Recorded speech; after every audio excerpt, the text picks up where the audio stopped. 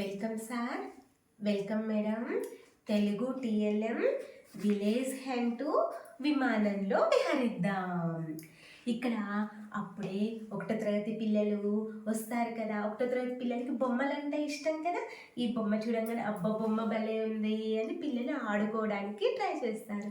ఇలా పిల్లల ఆటల ద్వారా బొమ్మ చూసి ఇదేం నాని అని అడిగితే కోడి అని చెప్తారు. మరి కోడి ఏం చేస్తుంది? గుడ్లు పెడుతుంది కదా. అందుకే ఈ కోడిని తీయమని చెప్తే గుడ్లు ఎక్కడ ఉంటాయి? కింద ఉంటాయి కదా. ఇలా కోడి తీయగానే గుడ్లు కనిపిస్తాయి. ఈ గుడ్లు చూసేసి అబ్బా భలే ఉన్నాయి గుడ్లు అనుకుంటారు. గుడ్లు అనగానే గుడ్డులో ఏముంటాయి? రౌండ్ రౌండ్ బాల్స్ ఉంటాయి కదా. ఇదిగోండి గుడ్డులో ఉన్న బాల్స్ చందమామ. ఈ చందమామలో ఏముంటుంది? బొమ్మ ఉంది. పిల్లలకి అక్షరాలు రావు, బొమ్మ మాత్రమే చూస్తారు. బొమ్మ చూసి ఈ బొమ్మ పేరేంటి చెప్పండి నాని అంటే బొమ్మ పేరు చెప్తారు. ఇక్కడ బొమ్మ ఏమొచ్చింది మనకి? ఈగా వచ్చింది. పిల్లల్ని ఈగా అని బొమ్మ పేరు చెప్పించేసి ఆ అక్షర పరిచయం చేయడం జరుగుతుంది. ఈ గా అని అక్షర పరిచయం చేస్తాము. ఇలా ప్రతి దాంట్లో కూడా గుడ్డులో మనం ఏం చేస్తాము? ఇంకొక గుడ్డు తీస్తే ఇంకొక గుడ్డులో ఉన్న చందమామలో ఏం బొమ్మ ఉందో చూద్దామా. ఇక్కడ చందమామలో ఉన్న బొమ్మ దండ. దండ అని పిల్లలు చెప్తారు. మరి దండ అని చెప్పగానే ఇక్కడ ఉన్న అక్షరాన్ని డా దాకు సున్నా పెడితే దం డా అని దండ అని అక్షర పరిచయం చేస్తాము. ఇలా అక్షర పరిచయం అయిన తర్వాత ఆ అక్షరాలని గుర్తించాలి కదా. అందుకోసమే ఇక్కడ ఫ్లేవర్ బాస్కెట్స్ ఉన్నాయి. ఏంటివి? అక్షరాల ఫ్లేవర్స్. ఇందులో అక్షరాలు ప్రతి అక్షరం ఉంటుంది. వాళ్ళు ఇక్కడ బొమ్మ తీసిన అక్షరాలన్నింటినీ ఇందులో గుర్తించడం జరుగుతూ ఉంటుంది. ఇది తా అని, ఇది లా అని, ఇది బా, నెక్స్ట్ ఆ, పా, గా, ఇలా అక్షరాలని గుర్తించడం జరుగుతుంది. పిల్లల అక్షర గుర్తింపు అయిపోయిన తర్వాత నెక్స్ట్ ఏమిటి? మనకి వర్ణమాల. ఇక్కడ మా వర్ణమాల అమ్మాయి ఉంది. మా అమ్మాయి వర్ణమాల అమ్మాయి ఏం చేస్తుంది? అచ్చుల నెక్లెస్ పెట్టుకుంది, హల్లుల వడ్డానం పెట్టుకుంది. ఈ వర్ణమాల అమ్మాయి ద్వారా అక్షరాలని వర్గీకరణ చేయడం జరిగింది. ఈ వర్గీకరణలో అచ్చులేమిటి, హల్లులేమిటి అని పిల్లలు సులభంగా తెలుసుకోగలుగుతారు. ఇలా అక్షరాలు వచ్చిన తర్వాత నెక్స్ట్ పిల్లలు నేర్చుకునేవి ఏంటివి? సరళ పదాలు కదా. సరళ పదాల కోసం ఇక్కడ నేను పిల్లలకి ఫ్రూట్స్ అంటే ఇష్టం కాబట్టి ఫ్రూట్ బాస్కెట్స్ పెట్టడం జరిగింది. ఇక్కడ pineapple, Apple, guava, orange fruit baskets. Fruits చాలా ఫ్రూట్స్ ఉన్నాయి. ఫ్రూట్ బాస్కెట్స్ ఉన్నాయి. ఈ ఫ్రూట్ బాస్కెట్స్లో 2 అక్షరాల సరళ పదాలు, 3 అక్షరాల సరళ పదాలు, 4 అక్షరాల సరళ పదాలు, అలాగే జంట పదాలు, సరళ పదాలని ఇవ్వడం జరిగింది. ఈ సరళ పదాలని ప్రతిరోజు పిల్లలు చదవడం ద్వారా సులభంగా పదాలు చదవడము, అలాగ అవి చూసి రాయడము నేర్చుకుంటారు. నెక్స్ట్ పదాలు అయిపోయిన తర్వాత నెక్స్ట్ పిల్లలు నేర్చుకునేవి ఏంటివి? గుణింతాలు కదా. పిల్లలకి ఆటలంటేనే ఎక్కువ ఇష్టం కాబట్టి ఇక్కడ నేను గుణింతాల కోసం క్యాటర్ పిల్లలు ప్రిపేర్ చేశాను. క్యాటర్ పిల్లలు చెట్టు ఎక్కుతూ ఉంటుంది కదా. ఇలా చెట్టు ఎక్కుతూ మనం ఏం చేస్తాము? తలకట్టు, దీర్ఘం, గుడి దీర్ఘం, కొమ్ము దీర్ఘం, రుత్వం ఇలా గుణింతాలని పరిచయం చేయడం జరుగుతుంది. మరి గుణింతాలు బాగా నేర్చుకున్న తర్వాత గుణింత పదాలు తెలియాలి కదా.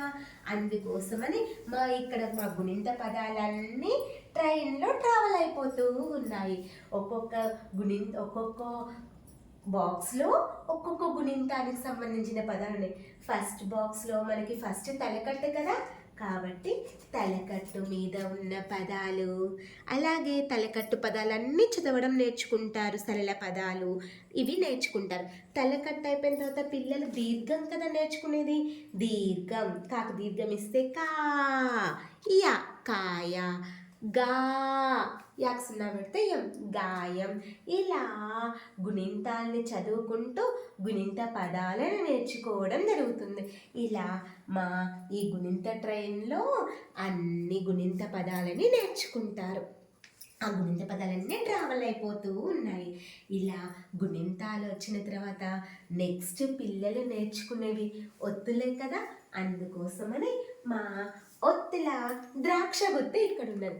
జోకర్స్ చూసారా ఎంత హ్యాపీగా గ్రేప్స్ కావాలి, ఎమ్మి ఎమ్మి గ్రేప్స్ అని నోరేరుస్తున్నాయి అని అంటున్నారు. అలా పిల్లలకి కూడా గ్రేప్స్ అంటే ఇష్టం కాబట్టి ఇక్కడ ఒక్కొక్క గ్రేప్లో ఒక్కొక్క ఒత్తుని పెట్టడం జరిగింది. కా ఒత్తు, గా ఒత్తు అని పిల్లలకి చదివిస్తూ ఒత్తులను నేర్పించడం జరుగుతూ ఉంటుంది. ఇలా ఒత్తులు వచ్చిన తర్వాత వాళ్ళు మరి ఒక అక్షరానికి అదే ఒత్తు వస్తే ఆ పదాలని ద్విత్వాక్షరాలు అంటాం కదా. అందుకే ఇక్కడ మా మబ్బులు ద్విత్వాక్షర చినుకులని రాలుస్తూ ఉన్నాయి. ఇక్కడ ద్విత్వాక్షర చినుకులు కూడా మరి చినుకులు టప్ టప్ అని పేలుతూ ఉంటాయి కదా, కింద పడే కొద్దీ పేలుతూ ఉంటాయి. కాబట్టి ఆ చినుకుని మనం ఇలా ఓపెన్ చేస్తే మనకి ఏమవుతుంది, ఒక అక్షరానికి అదే అక్షరం ఒత్తు వచ్చిన పదాలు ద్విత్వాక్షర పదాలను ఇక్కడ ఇవ్వడం జరిగింది. వీటిని చదవటం ద్వారా ఈజీగా ద్విత్వాక్షర పదాలను చదవడం నేర్చుకుంటూ ఉంటారు. ఒక్కొక్క చినుకులో ఒక్కొక్క ఒత్తుకు సంబంధించిన పదాలు ఉన్నాయి. వాటిని సులభంగా పిల్లలు నేర్చుకునే ఆస్కారం ఉంటుంది. నెక్స్ట్ ద్విత్వాక్షరాలు వచ్చిన తర్వాత సంయుక్తాక్షరాలకు వెళ్ళిపోవాలి కదా. సంయుక్తాక్షరాలు అంటే కొంచెం కష్టపడతారు పిల్లలు. దానికోసమని ఇక్కడ నేను చిన్న పజిల్ బాక్స్ లాగా పెట్టేశాను. సంయుక్తాక్షర పదాలు. సంయుక్తాక్షర పదాలు అంటే ఒక అక్షరానికి వేరే ఒత్తు రావటం. అది ఎలా చదవాలి అని ఫస్ట్ అక్షరం చదివి దాని ఒత్తుని తర్వాత చదవాలి అని చెబుతూ పిల్లల్ని చిట్టీలు ఓపెన్ చేయమని చెప్తాము. అలా చెప్పినప్పుడు పిల్లలు చిట్టి ఓపెన్ చేస్తారు. వచ్చిన పదము మాకు కొమ్ము పెడితే ము, గా ఏ ఒత్తు అని చెప్తే ఇది ఏ ఒత్తు అంటే ఢా ఒత్తు అని చెప్తారు. కాబట్టి ఫస్ట్ గా అక్షరం చదవాలి, తర్వాత ఒత్తు చదవాలి అని చెప్తే ముగ్ధ, ముగ్ధ అని చదవడానికి ప్రయత్నం చేసి సులభంగా నేర్చుకుంటారు. అలాగే ఇంకొక సంయుక్తాక్షర పదం తీద్దామా. నెక్స్ట్ ఇంకొక సంయుక్తాక్షర పదము చూడండి. నెక్స్ట్ సంయుక్తాక్షర పదము ఈ. ఇక్కడ ఏముంది షాకే ఒత్తుంది, టా ఒత్తు. కాబట్టి అక్షరం చదవాలి, తర్వాత ఒత్తు చదవాలి. ఈ ఇష్ట సున్నా ఉంది, ఇష్టం. ఇలా పిల్లలు కొంచెం కష్టమైన ఇష్టంగా పదాలని చదవడానికి ప్రయత్నిస్తారు. అలా సంయుక్తాక్షర పదాలు కూడా నేర్చుకుంటారు. ద్విత్వాక్షరాలు, సంయుక్తాక్షరాలు వచ్చిన తర్వాత పిల్లలు నెక్స్ట్ వెళ్ళే స్టేజీ వాక్యాలే కదా. వాక్యాలకు వెళ్ళిపోతున్నాం అంటే విమానంలో విహరిద్దాం. విమానంలో విహరించే వాక్యాలు చూసారా. ఈ విమానంలో విహరించడంలో చాలా వాక్యాల నిర్మాణం చేయొచ్చు. సపోజ్ ఇక్కడ నేను ఒక వాక్యం చూపిస్తున్నాను. ఇలా మూవ్ చేస్తే మనము ఇది మూవ్ అవుతూ ఉంటుంది. రకరకాల వాక్యాలని మనం ప్రిపేర్ చేయొచ్చు. ఇక్కడ సీత,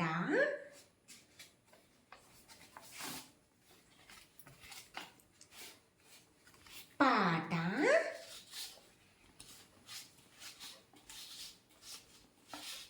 పాట ఏం చేస్తుంది, పాడుతుంది కదా.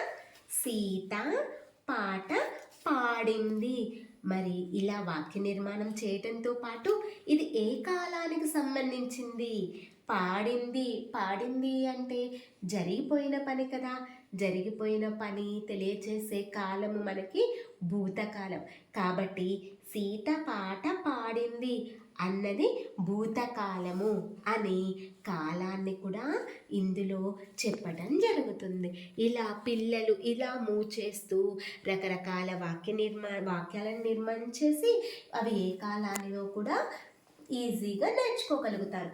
అలాగే ఇంకొక వాక్యం చూద్దామా?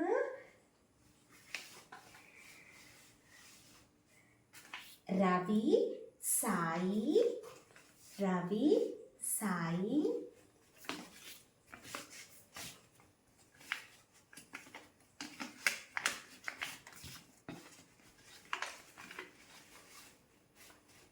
బడికి. రవి సాయి బడికి. బడికి ఏం చేస్తారు?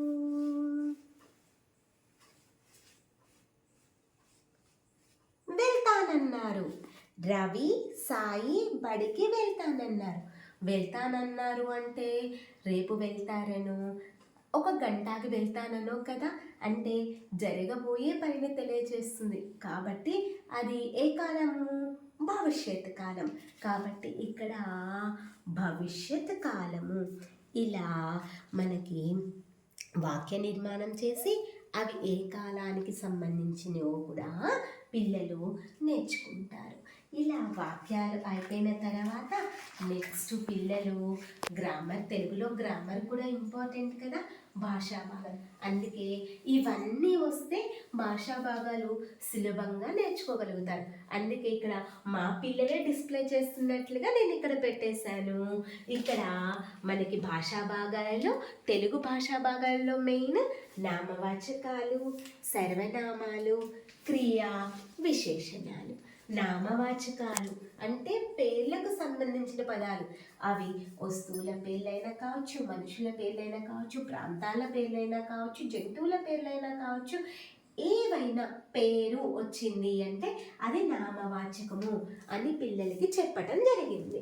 కాబట్టి ఇలా మా పిల్లలే ఒక్కొక్క పేరుని ఇక్కడ డిస్ప్లే చేస్తారు. అలాగే సర్వనామాలు, పేరుకు బదులు వాడే పదాలని సర్వనామాలు అంటారు అని. ఇవి కాక ఇంకా పిల్లలు కొత్త నామాలు, ఇక్కడ అతడు ఇచ్చాను, లేనిది ఇతడు ఉంటుంది కదా టీచర్ అని కూడా చెప్పడం జరుగుతూ ఉంటుంది. అది కూడా సర్వనామము అని వివరిస్తాము. ఇలా పిల్లలు నేర్చుకుంటారు. అలాగే ఇక్కడ క్రియాపదాలు అంటే పనునికి తెలియచేసే పదాలని క్రియాపదాలు అంటాము. ఇలా కొన్ని పదాలు ఇక్కడ ఇవ్వడం జరుగుతుంది. మిగిలిన ఇంకా ఏమేమి క్రియలు ఉంటాయి అని పిల్లల్ని అడిగి వాటన్నింటినీ రాయిస్తే పిల్లలు సులభంగా క్రియాపదాలను గుర్తించి నేర్చుకోవడం జరుగుతుంది. అలాగే మనకి నామవాచక సర్వనామాల యొక్క లక్షణాలను, గుణాన్ని తెలియచేసే వాటిని విశేషణాలు అంటాం కదా. అందుకోసమని ఇక్కడ కొన్ని విశేషణ పదాలని ఇవ్వడం జరిగింది. ఇవి విశేషణాలు. మంచిగా, తెల్లగా, చల్లగా ఇలా కొన్ని విశేషణాలను ఇచ్చారు. ఆ పిల్లలు ఇలా డిస్ప్లే చేస్తున్నట్లుగా సరదాగా పిల్లలు ఇవి చదువుతూ మేము కూడా అలా డిస్ప్లే చేయాలి, మేము కూడా ఇంకొన్ని చెప్తాము అని ఉత్సాహంగా చెప్పడానికి ఆస్కారం ఉంటుంది. ఇవన్నీ అయిపోయిన తర్వాత నెక్స్ట్ ఏదైనా పిల్లలు కాంపిటేటివ్ ఎగ్జామ్కి వెళ్ళిపోయారనుకోండి, మరి కాంపిటేటివ్ ఎగ్జామ్లో గ్రామర్లో మనకి అక్షరాల వర్గీకరణ ఉంటుంది కదా. అందుకే ఫైనల్గా నేను ఇక్కడ పెన్సిల్ రాకెట్ని ప్రిపేర్ చేశాను. ఈ పెన్సిల్ రాకెట్లో తెలుగులో సంబంధించిన అక్షరాల వర్గీకరణ ఎలా ఉంది అన్నది ఈ ఒక్క చార్ట్లో వివరించడం జరుగుతుంది. తెలుగు అక్షరాలలో హ్రస్వాక్షరాలను వేటినంటాము, దీర్ఘాక్షరాలను వేటినంటాము, అల్ప ప్రాణాక్షరాలు, మహాప్రాణాక్షరాలు, ఉభయాక్షరాలు, ద్విత్వాక్షరాలు, సంయుక్తాక్షరాలు, సంశ్లేషాక్షరాలు. ఇలా వర్గీకరణ, తెలుగు అక్షరాలని వర్గీకరణ ఎలా చేశాము అని ఫైనల్గా ఇవన్నీ నేర్చుకున్న తర్వాత రాకెట్లో వెళ్ళిపోతున్నట్లుగా తెలుగు సులభంగా నేర్చుకొని మేము దూసుకుపోగలుగుతాము అని పిల్లలకి నమ్మకం కలిగించడం కోసం ఇలా ప్రిపేర్ చేయడం జరిగింది. ఇలా తెలుగుని సులభంగా ఈజీగా ఇవి చూస్తూ నేర్చుకునే ఆస్కారం ఉంటుంది. Thank you.